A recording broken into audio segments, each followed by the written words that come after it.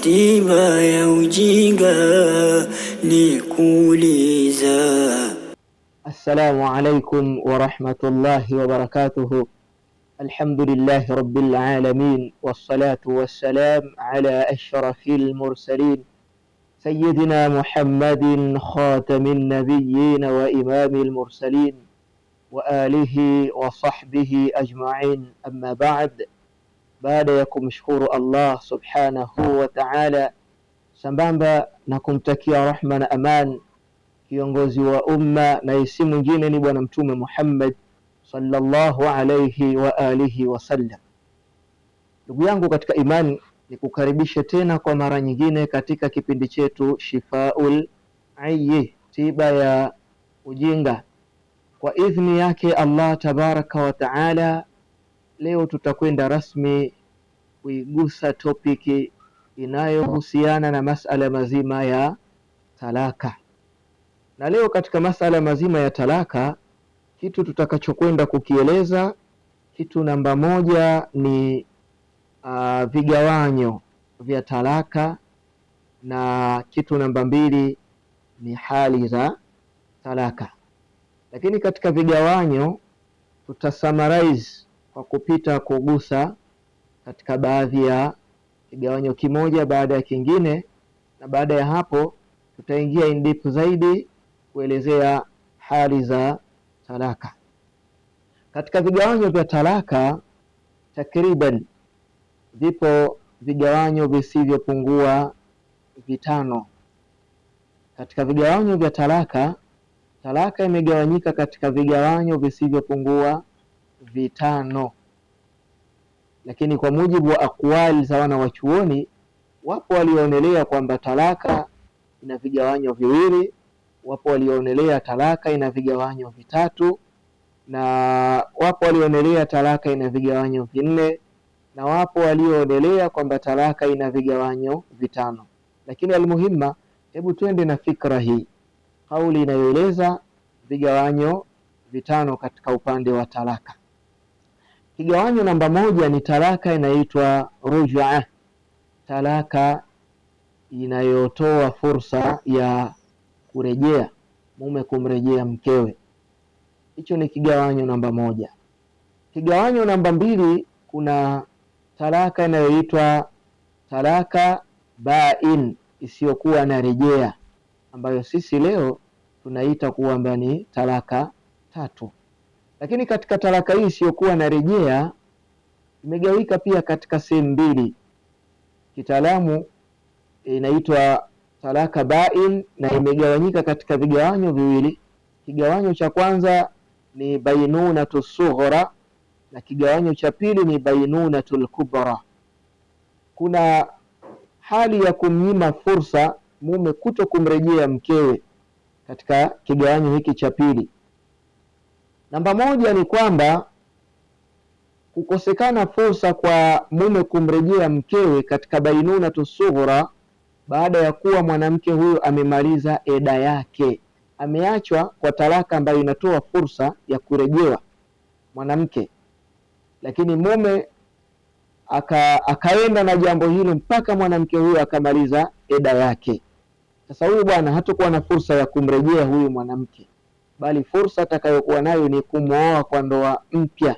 Hii ndio inaitwa bainunatu sughra. Ama bainunatul kubra ni ile hali ya talaka isiyokuwa na rejea, ambayo sisi leo tunaita talaka tatu. Kwa hivyo ndugu yangu katika imani, kigao cha kwanza cha talaka ni talaka inayotoa fursa ya kurejea, ambayo kitaalamu inaitwa rujua.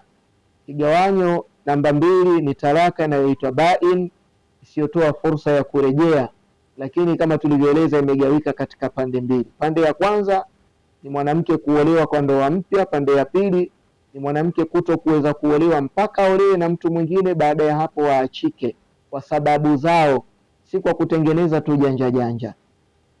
Tayib, kigawanyo namba tatu ni khulu, japo wengine wanasema khulu haijawekwa kwamba ni moja katika kigawanyo cha talaka, lakini khulu ni moja katika vigawanyo vya talaka, ni kigawanyo namba tatu. Kwa nini tunasema khulu ni talaka?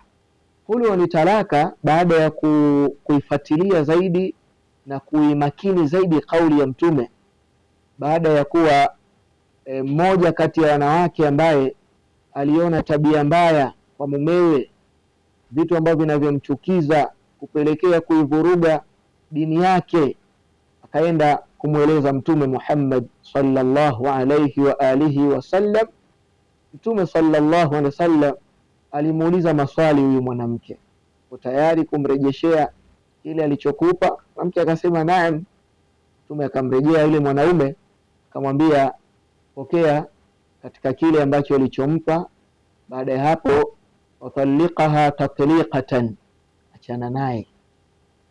Tena imetumika tamko hilo, achana naye. Sasa hii ni katika kigawanyo cha tatu cha khulu, na kimoja baada ya kingine tutakuja kukieleza.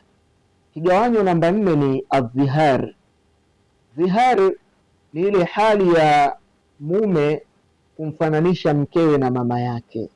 Anti kadhaharati ummi, wewe ni kama mgongo wa mama yangu, wewe ni kama mama yangu.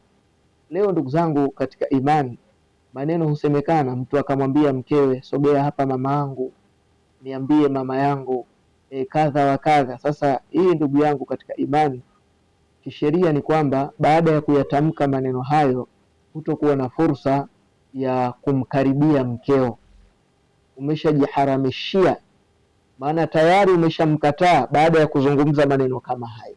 Sasa kuna taratibu zake, nini kifanyike ili maisha yako na mkeo yaendelee baada ya kuyatamka maneno hayo, na kusii tuwe pamoja ndugu yangu katika imani. Na kigawanyo namba 5 ni talaku al-li'an, talaka ya laana. Talaka ya laana leo inathibiti sana ndani ya nyumba zetu, lakini bado tunafanya maisha yetu kuwa endelevu. Talaka ya laana takapokuwa mume anamtuhumu mkewe kwamba ana mahusiano na mtu fulani, mke wangu una chiti. Sasa hii ni moja katika aina za li'an. Kiwa mume anamshurutisha mkewe kwamba wewe mke wangu una chiti, mke wangu umekosa uaminifu, kisheria inabidi waende kwa kadhi, kadhi akasikilize hoja zao hizo, na baada ya hapo basi itapita hukumu hiyo ya li'an. Lakini almuhimma tutakuja kuigusa moja baada ya nyingine kwa mapana yake. Taban, tuondoke na haya ndugu yangu katika imani. Vigao vya talaka vimegawanyika katika sehemu 5. Sehemu ya kwanza, kigao cha kwanza ni talaka ambayo inatoa fursa ya mume kumrejea mkewe.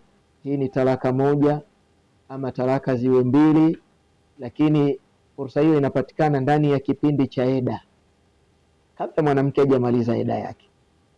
Kigawanyo namba 2 ni talaka isiyokuwa na rejea, na talaka hiyo tukaieleza imegawika katika pande 2. Ipo namba 1 ambayo baada ya kumwacha mke huruhusiwi kumrejea isipokuwa mpaka umuoe kwa ndoa mpya. Na hii kama tulivyoeleza, ikiwa umemwacha kwa talaka moja, amemaliza eda yake, imekwisha, basi ukimhitaji umuoe kwa ndoa mpya, si kumrejea. Kumrejea tu la, utafuata taratibu upya. Na pia hapo hapo kigao cha pili katika sehemu hiyo ni kwamba mke atakapoachwa kwa talaka 3 zisizokuwa na rejea, basi hizi mume hatakuwa na fursa ya kumuoa mwanamke huyu kwa ndoa mpya, isipokuwa mpaka mwanamke huyu aolewe na mtu mwingine, waishi na ionjwe asali yake, waje waachane kwa mipango ya Allah tabaraka wa taala wenyewe tu, kama riziki yao imekwisha. Hapo ndio utakuwa na fursa ya kumuoa tena kwa ndoa mpya. Katika talaka bain, kigao cha 3 tukasema ni talaka ya khulu'. Khulu' ni mwanamke kujivua baada ya kuona kuna tabia mbaya ambazo mumewe anazo, haswa tabia zinazobomoa mahusiano bora baina yake na Mola wake. Kigawanyo cha 4 ni dhihar, ni mume kumuita mkewe mama yangu, kumfananisha mkewe na mama yake. Na kigawanyo namba 5 ni li'an. Li'an ni mume kumtuhumu mkewe kwamba mke wangu ni mzinifu, mke wangu na mahusiano na fulani, mke wangu huyu mtoto si wa kwangu. Taban, ndugu yangu katika imani, ni kusihi tuingie katika sehemu ya pili, kutazama sasa hali za talaka. Tiba ya ujinga ni kuuliza. Ndugu yangu katika imani, tukielezea hali za talaka, ina maana mazingira katika kuachana, mazingira katika kuacha. Hali za talaka zimegawika, zipo namna mbili. Namna ya kwanza, unaweza ukaacha, halafu huko kuacha kwako ikawa sababu ya kufeli maisha yako, kwa sababu utakuwa umekosea vigezo na masharti vilivyoainishwa katika hali ya kuachana. Hali namba moja, unaweza kawa kuacha kwako ni sehemu ya kufeli maisha yako ya dunia na akhera, kwa kukosa vigezo vya namna gani wewe uache. Hali namba mbili ni kwamba unaweza ukaacha, lakini kuacha kwako ikawa sababu ya kufanikiwa maisha yako. Kwa nini? Kwa kuwa utakuwa umezingatia vigezo na masharti vya uachaji. Namba moja, utafeli kwa sababu umekosa vigezo katika hali ya uachaji. Namba mbili, unaweza ukafaulu kwa kupata vizuri vigezo vya uachaji. Sasa tukieleza vigezo vya uachaji ni vipi? Kigezo namba moja, kwa sababu pia katika vigezo vimegawika namba viwili. Kigezo namba moja, mwanamke anayeachwa, hakikisha wewe mume, hii ni kwa wewe mume, uwe careful, umakini wa hali ya juu katika uachaji. Hakikisha mwanamke unayemwacha, mkeo wa ndoa, siku unayomwacha awe yupo tohara, awe yupo msafi, hayupo periodi. Kigezo namba moja cha uachaji. Namba mbili, asiwe amefanyiwa jimai katika hiyo tahara. Kwanza awe tahara, alafu tahara yake isiwe imetanguliwa na jimai. Yani amefanyiwa jimai alafu leo anaachwa. Kifanya hivyo, si kwamba talaka haitoswihi, itaswihi, lakini utakuwa umekosea kigezo cha uachaji. Na kama umekosea kigezo cha uachaji, basi utaingia katika hali ya kwanza ya uachaji, ya kwamba wewe kufeli maisha yako.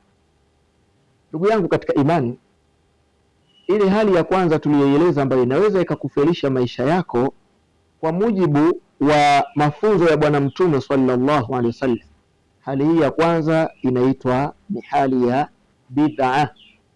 Tukisema bid'a, ni hali ambayo Mtume hakuifunza, Mtume hakuelekeza hivyo. Na kipindi cha Mtume sallallahu alaihi wasallam hili jambo lilijitokeza, lakini mimi kwa kauli yangu nitasema ni jambo, talaka ambayo ni ya haram. Nisitumie tamko la bid'a, niseme ni talaka ambayo ni haram. Mume utakapoifanya utakuwa umemkosea Mwenyezi Mungu, kwa sababu zama za Mtume kadhia hii ilitokea. Sayyidna Umar alimhitaji mwanawe amwache mkewe, Abdullah ibn Umar akamwacha mkewe, kisha baba ambaye ni Sayyidna Umar akaenda kutaka ufafanuzi kwa Mtume, talaka ile vipi ilivyokwenda. Tukio hilo Mtume alifikishiwa ripoti. Mtume sallallahu alaihi wasallam akamuamuru Abdullah ibn Umar, baada ya kumuuliza alivyomwacha mkewe alikuwa ipo katika mazingira gani, akamweleza mke wangu alikuwa ipo period. Mtume sallam akamuamuru Abdullah ibn Umar amrejee mkewe. Hebu sikiliza ndugu yangu, kuna funzo pia. Alimuamuru mrejee mkeo na uishi naye, na kama umekusudia kumwacha, basi subiri amalize period yake. Kimaliza period yake akiwa tahara, usijimai naye, subiri akiwa tahara. Kitaharika pale sasa ndio umwache pale. Atakapokwenda akiingia period, akipona itahesabika hii ya kwanza kuruu namba moja. Akiingia tena tahara yake akaingia period akapona, kuruu namba mbili, tahara ya pili. Akiingia period akipona, kuruu namba tatu. Atakuwa amekamilisha zile kuruu tatu. Hapa pia kuna funzo. Funzo tunalipata ni kwamba Mtume sallallahu alayhi wasallama alimweleza Abdullah ibn Umar kwamba kama umekusudia hilo, basi ishi naye katika hali hiyo. Akimaliza period yake akitaharika ndio umwache. Ukishamwacha ahesabu sasa zile kuru zako kama umekusudia, manake hii ni tahadhari asije akajimai naye. Funzo tunalolipata ni kwamba kama umekusudia kumwacha mwanamke, ukweli wa kumwacha, pata mafunzo haya ya Mtume sallallahu alayhi wa alihi wasallam kwa kuto kujimai naye. Kama utakuwa umefanya naye jimai alafu umekusudia kumwacha, utakuwa umeingia kwenye haramu. Lakini kama umekusudia kumwacha, ni haramu wewe kuendelea tena kujimai naye. Shoti ni kwamba mwanamke ambaye amekusudiwa kuachwa ni haramu kujimai naye. Taban, ndugu yangu katika imani, kwa mujibu wa mazingira hayo, talaka hiyo itakuwa ni talaka, ama hali hiyo itakuwa ni haramu kwa mume kumwacha mkewe. Kwa ufupi, kwa lugha ya kitaalamu ikaitwa ni talaka ya bid'a, lakini mimi niseme ni talaka ambayo haramu mume kuacha mke kwa mazingira hayo. Tayib, hali ya pili ni hali ambayo huitwa uachaji wa sunna, talaka ya sunna. Katika talaka hii ya sunna ni uachaji ambao ulioamrishwa na Allah tabaraka wa taala kupitia maneno yake katika Qur'ani na namna ambavyo Mtume sallallahu alayhi wasallam alivyofundisha, kama nilivyotangulia kueleza katika hadithi hapo awali. Sasa uachaji huo namba mbili, ama hali ya pili, ndio hali ambayo itakayofanya maisha yako wewe kutengemaa, utakuwa kufanya dhulma, na talaka hiyo itatuka na wewe utapata radhi za Allah subhanahu wa ta'ala. Lakini hali ya kwanza, kama utaacha kupitia hali ile, itakuwa ni sababu ya wewe kupata hasira za Allah subhanahu wa ta'ala. Sasa leo hebu tujitathmini katika uachaji wetu. Tunaacha ile hali, tunatangaza vita na Allah kwa kutokujali kufuatilia hali hizi, ama tunaacha kwa kutafuta radhi za Allah subhanahu wa ta'ala? Ndugu yangu katika imani, ni kuombe kwa rehma za Allah tabaraka wa taala na kwa taufiki yake, mimi na wewe tuna ulazima wa kuwa pamoja katika kipindi hichi. Tufuatilie haya masala, lengo tutengeneze sasa maisha baada ya kuachana na wale ambao tayari riziki zimekwisha malizika, tutaachana nao.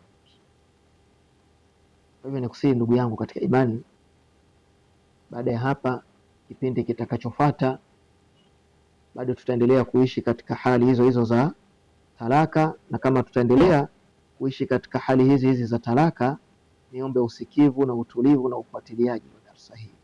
Ila huna yakfi, wala afa minkum, wassalamu alaikum wa rahmatullahi wa barakatuh. Tiba ya ujinga ni